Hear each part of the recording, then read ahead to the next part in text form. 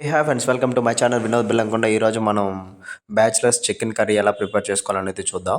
So bachelors ఎవరైనా ఉంటే చూడండి, వీడియో మీకు బాగా హెల్ప్ అవుతుంది. సో మనం ఒక హాఫ్ కేజీ చికెన్ తెచ్చేసుకొని దాన్ని ఫస్ట్ నీట్గా క్లీన్ చేసుకుందాం. మీకు ఇంకా కావాలంటే దాంట్లో కొంచెం ఉప్పు వేసుకొని కూడా క్లీన్ చేసుకోండి. అలా చేసుకోవడం వల్ల ఏంటంటే కొంచెం స్మెల్ రాకుండా ఉంటుంది.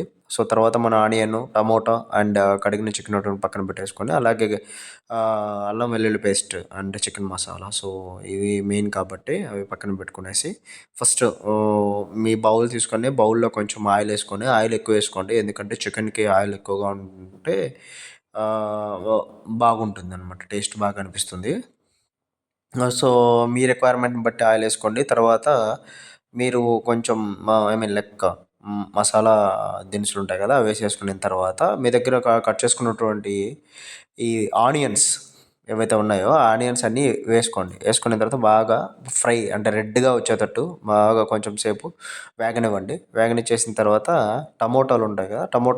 మీ దగ్గర ఉన్న టమోటా కూడా కట్ చేసిన టమోటా కూడా దాంట్లో ఏసేసుకొని కొంచెం బాగా వేగనివ్వండి. మెత్తగా అయ్యేటట్టు. మెత్తగా అయిన తర్వాత చికెన్ ఏదైతే ఉందో చికెన్ వేసేసుకోండి దాంట్లో. వేసుకొని బాగా మిక్స్ చేయండి.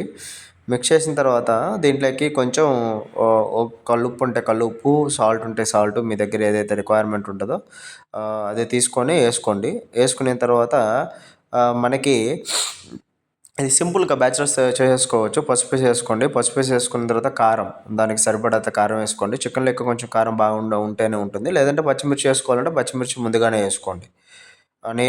నాకు పచ్చిమిర్చి ఇష్టం ఉండదు కాబట్టి నేను చికెన్ వేసుకుంటున్నాను. అలాగే అల్లం వెల్లుల్లి పేస్ట్ కూడా దాంట్లో వేసేసి కలిపేసాను. సో ఇది మనం అల్లం వెల్లుల్లి పేస్ట్ ముందుగా కూడా వేసుకోవచ్చు. బట్ నేనైతే ఇలా చేస్తే ఏంటంటే కొంచెం టేస్టీగా ఉంటుంది. సో ఒక 15-20 మినిట్స్ ఏంటంటే మీడియం ఫ్లేమ్లో పెట్టేసి అలాగే బాగా వేగనియండి. వేగనిచ్చిన తర్వాత మనకి మసాలా వేసుకోండి ఇంతలోపు. సో కొంచెం మొగ్గలు, జీలకర్ర అండ్ ధనియాలు ఇవన్నీ వేసేసుకొని సో పొడి చేసుకోండి.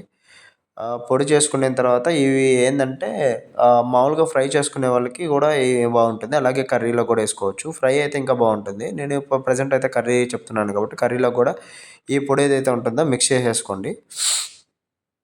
మిక్స్ చేసుకున్న తర్వాత ఆ పొడిని మనకి చికెన్‌లో ఉంటుంది కదా! ఆ చికెన్‌లోకి యాడ్ చేసేసుకోండి. బాగా కొంచెం ఒక 15 మినిట్స్ అలా ఉంచిన తర్వాత బాగా ఫ్రై అయిన తర్వాత పొడేసేసుకోండి. హాఫ్ కేజీ కాబట్టి నాకు కొంచెం సరిపోతుంది. తర్వాత ఏం చేస్తారంటే మీ దగ్గర ఉన్నటువంటి చికెన్ మసాలా కూడా దాంట్లోకి యాడ్ చేసుకోండి. కొంచెం చికెన్ మసాలా యాడ్ చేసుకోవడం లేదంటే మనకి chicken taste I mean flavour అనేది బాగా తెలుస్తుంది. సో నేను ఇన్‌స్టాంట్‌గా కొనుక్కొనొచ్చాను. సో కాబట్టి యాడ్ చేసుకుంటున్నాను. బట్ మీరు మసాలా అవన్నీ తయారు చేసుకున్నారంటే హోమ్‌మేడ్ తయారు చేసుకొని చేసుకోండి. కొంచెం కొత్తిమీర, పుదీనా కూడా యాడ్ చేసుకోండి. So thank you friends. So మన ఛానల్‌ని ఎవరైనా ఫస్ట్ టైం చూస్తున్నట్లయితే సబ్స్క్రైబ్ చేసుకోండి. అలాగే లైక్ చేయండి. Please support for my more videos. Thank you.